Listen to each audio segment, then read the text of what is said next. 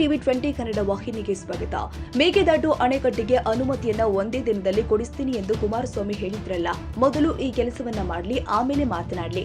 ಅವರು ಅಧಿಕಾರದಲ್ಲಿ ಇದ್ದಾಗ ಎರಡನೇ ವಿಮಾನ ನಿಲ್ದಾಣ ಮಾಡಲು ಯಾವುದೇ ಹೆಜ್ಜೆ ಇರಲಿಲ್ಲ. ನಾವು ಈಗ ಹೆಜ್ಜೆ ಇಟ್ಟಿದ್ದೀವಿ ಎಂದು ಟಾಂಗ್ ಕೊಟ್ಟಿದ್ದಾರೆ. ಸದಾಶಿವನಗರದ ನಿವಾಸದ ಬಳಿ ಮಾಧ್ಯಮಗಳ ಪ್ರಶ್ನೆಗೆ ಶಿವಕುಮಾರ್ ಅವರು ಗುರುವಾರ ಉತ್ತರಿಸಿದರು.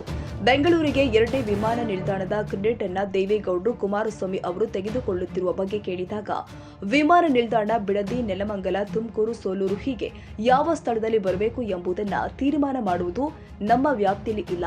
ಇದು ವಿಮಾನ ನಿಲ್ದಾಣ ಪ್ರಾಧಿಕಾರ ಹಾಗೂ ಬೆಂಗಳೂರು ಅಂತಾರಾಷ್ಟ್ರೀಯ ವಿಮಾನ ನಿಲ್ದಾಣದವರು ತೀರ್ಮಾನ ಮಾಡ್ತಾರೆ. ಎರಡನೇ ವಿಮಾನ ನಿಲ್ದಾಣವನ್ನ ಇಂತಿಷ್ಟು ವರ್ಷಗಳ ಕಾಲ ನಿರ್ಮಾಣ ಮಾಡಬಾರದು ಎನ್ನುವ ಒಪ್ಪಂದವಿದೆ. ಇದನ್ನ ಆ ಎರಡು ಸಂಸ್ಥೆಗಳು ತೀರ್ಮಾನ ಮಾಡುತ್ತವೆ ಎಂದರು. ಕೈಗಾರಿಕಾ ಸಚಿವರು ಆದ ಎಂಬಿ ಪಾಟೀಲ್ ಅವರ ನೇತೃತ್ವದಲ್ಲಿ ಸ್ಥಳ ಪರಿಶೀಲನೆ ನಡೀತಾ ಇದೆ. ಅವರು ಮುಖ್ಯಮಂತ್ರಿಗಳು ಹಾಗೂ ನನ್ನ ಬಳಿ ಮಾತನಾಡಿ, ಆನಂತರ ಸಚಿವ ಸಂಪುಟ ಸಭೆಯಲ್ಲಿ ಚರ್ಚೆ ಮಾಡಿ ಪ್ರಾಧಿಕಾರದ ಅನುಮತಿ ಪಡೆದು ಅಂತಿಮ ತೀರ್ಮಾನ ತೆಗೆದುಕೊಳ್ಳಲಾಗುತ್ತೆ ಎಂದರು. ಅವ್ರದ್ದೇನೇನೋ ಸ್ವಲ್ಪ ಪರ್ಸನಲ್ ಇಶ್ಯೂಸ್ ಇರ್ತದೆ. ಸೌಜನ್ಯ ಭೇಟಿ ಅವ್ರದ್ದೇನೋ ಪಾಪ ಏನೋ ಶೂಟಿಂಗ್ ಏನೋ ಬೇರೆ ಏನೋ ಕೇಳ್ತಾರೆ, ಯಾವ್ದು ಜಾಗದ ವಿಚಾರ ಬಂದಿದ್ದಾರೆ, ಅಷ್ಟು ಬಿಟ್ಟರೆ ಬೇರೆ ಏನಿದೆ. ಬೇರೆ ನಥಿಂಗ್, ನೋ ಪಾಲಿಟಿಕ್ಸ್, ನಥಿಂಗ್. ನಾನೇನು ಪಾಪ ಪಾಲಿಟಿಕ್ಸ್ ಮಾಡಲಿ. ಆಸ್ ಅ ಫ್ರೆಂಡ್ ಬಂದಿದ್ರು, ಭೇಟಿ ಮಾಡಿದ್ರು, ಪ್ರಾಬ್ಲಮ್ ಇತ್ತು, ಅದಕ್ಕಾಯ್ತು ಹೇಳ್ತೀನಿ ಅಂತ ಹೇಳಿದ್ದೆ.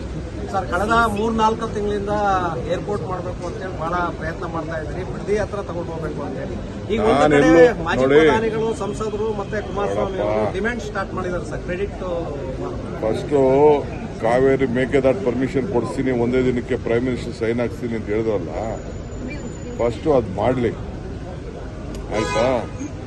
ಅವ್ರಿದ್ದಾಗ ಏನೋ ಪಾಪ ಮಾಡೋಕ್ಕಾಗಲಿಲ್ಲ. ಈಗ ನಾವೇನೋ ಮಾಡಕ್ ಹೊರಟಿದ್ದೀವಿ, ಅದಕ್ಕೆ ನಾವು ತೀರ್ಮಾನ ಮಾಡೋಕ್ಕಾಗಲ್ಲ. ಎಲ್ಲಿರಬೇಕು, ಬಿಡದಿ ಇರಬೇಕಾ, ನೆಲಮಂಗಲ ಇರಬೇಕಾ, ತುಮಕೂರು ಇರಬೇಕಾ, ಸೋಲೂರು ಇರಬೇಕಾ ಅನ್ನೋದು ನಾವೇನು ತೀರ್ಮಾನ ಮಾಡೋಕ್ಕಾಗಲ್ಲ.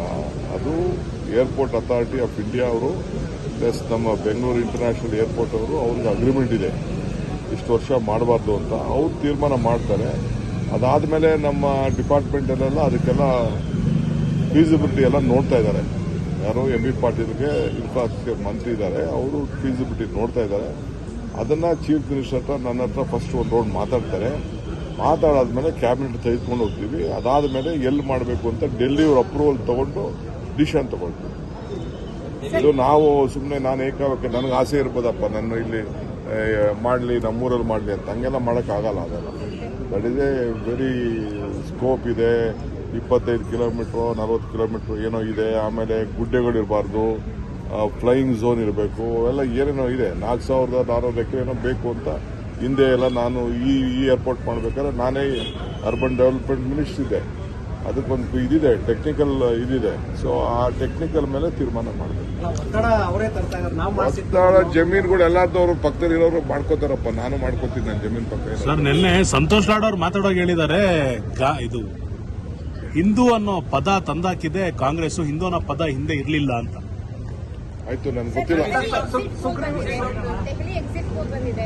ನೋಡಪ್ಪ. ನನಗೆ ಯಾವ ಎಕ್ಸಿಟ್ ಪೋಲ್ ಬಗ್ಗೆನೂ ನಂಬಿಕೆ ಇಲ್ಲ. I don't believe in exit poll. ಮತದಾರ ಏನ್ ತೀರ್ಪು ಮಾಡ್ತಾರೋ ಅದನ್ನ ನಾವು ಕಾಯ್ಕೊಂಡು ಇರೋಣ.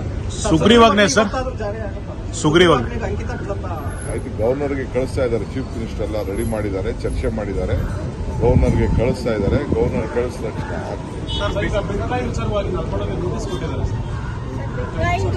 ನಮ್ಗೆ ಗೊತ್ತಿಲ್ಲ. ಇನ್ವೆಸ್ಟಿಗೇಷನ್ ಏನಿದೆ, ಇನ್ವೆಸ್ಟಿಗೇಷನ್ ಮಾಡಿ.